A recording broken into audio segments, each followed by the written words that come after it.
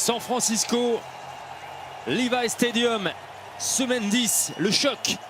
Les 49ers accueillent les Seahawks de Seattle qui frappent le coup d'envoi.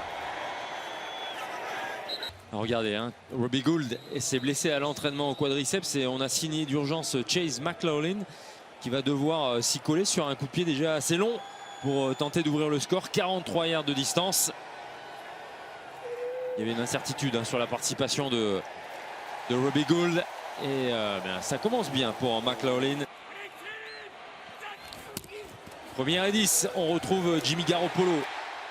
Dibo Samuel qui trouve l'espace à l'intérieur. Il essaie de suivre le bloc de Emmanuel Sanders, mais il va trop vite et c'est Bobby Wagner qui vient effectuer le plaquage dans le backfield suite à une blessure grave à un ancien receveur des 49ers qui avait été mis en place cette règle de hors collar tackle, même s'il était à l'époque passé à Philadelphie.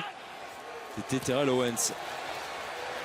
La passe de Garoppolo pour Bourne et voilà le touchdown des 49ers. Deuxième série couronnée de succès. Les 49ers vont dans la end zone des Seahawks. Un field goal et un touchdown dans ce premier quart-temps pour les Californiens. Et 11 sur 17 pour Jimmy Garoppolo dans le jeu de passe, 123 yards. Deuxième et 7. Jimmy Garoppolo encore sous pression, il perd la balle. Attention, c'est récupéré par Jadeveon Clowney. Le touchdown donné à la défense des Seahawks. C'est le deuxième cette saison pour Jadeveon Clowney. Quelle tournure des événements. La défense qui relance toute l'équipe. L'attaque n'arrivait pas à mettre des points. Beaucoup de physique, beaucoup de guerre tactique. Garoppolo. Oh là, Kendrick Bourne lâche ce ballon, ça arrive dans les mains du défenseur de Seattle et on est tout proche d'un deuxième touchdown.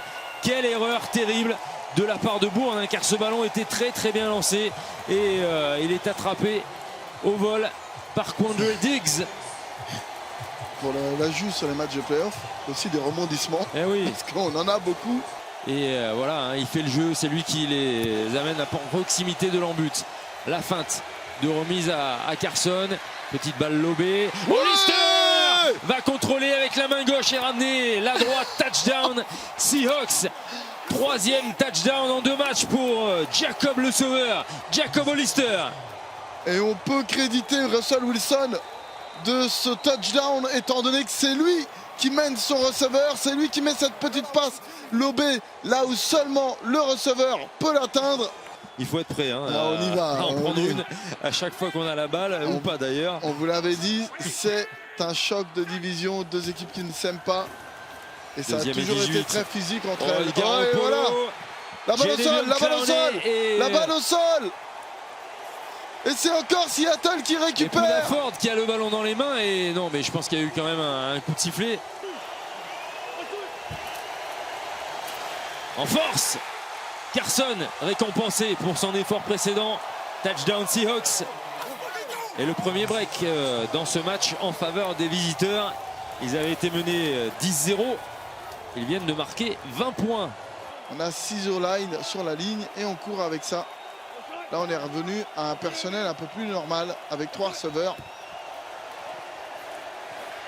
Attention, Wilson, la pression et ça va lui arriver droit dessus. Attention, le ballon qui est échappé des mains de Wilson, c'est récupéré par la défense des 49ers et c'est un touchdown défensif de Forrest Buckner. Le ballon était d'abord passé dans les mains d'un lineman offensif qui a essayé de faire quelque chose. Il aurait mieux fait de se coucher par terre, tout simplement. Il a voulu garder ce ballon, il se l'est fait arracher. Tout peut se passer. Deuxième et 7. Devin Coleman, c'est une feinte.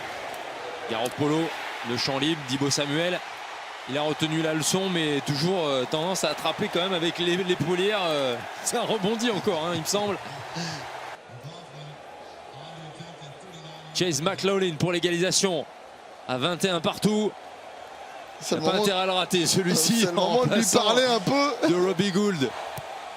McLaughlin, voilà, enfin un homme tranquille à San Francisco, le botteur, et on est dans la fin de match idéale, 21 partout, avec 6 minutes de jeu, et Jason Myers qui va frapper à 46 yards.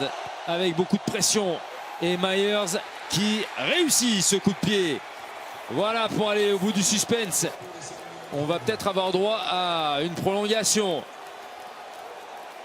47 yards de distance. Il a réussi 2 field goals aujourd'hui. Chase McLaughlin, le 3e pour amener son équipe en prolongation. Ça passe entre les poteaux. Nous y sommes. Le seul match nul dans un match qui concernait une équipe de cette poule, c'était les Cardinals de l'Arizona lors de la première semaine. Jacob Hollister intercepté, il le visait, il l'avait senti. Les 49ers que Russell Wilson irait vers son tight end. Toujours debout, le rookie en défense pour les 49ers de San Francisco, c'est Drake Greenlaw. Il remplace Quan Alexander et il vient de se montrer à Robert Saleh, son coordinateur défensif, en signant cet exploit qui va peut-être sauver San Francisco. Pour la gagne à 47 yards de distance, Chase McLaughlin dans un match complètement fou où la défense a été primordiale des deux côtés. McLaughlin, c'est raté. La prolongation continue à San Francisco.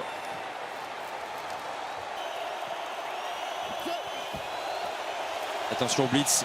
Russell Wilson, et ben oui, quand on blitz Russell Wilson, c'est le danger auquel on s'expose. Et Russell Wilson s'échappe face à une grosse pression adverse.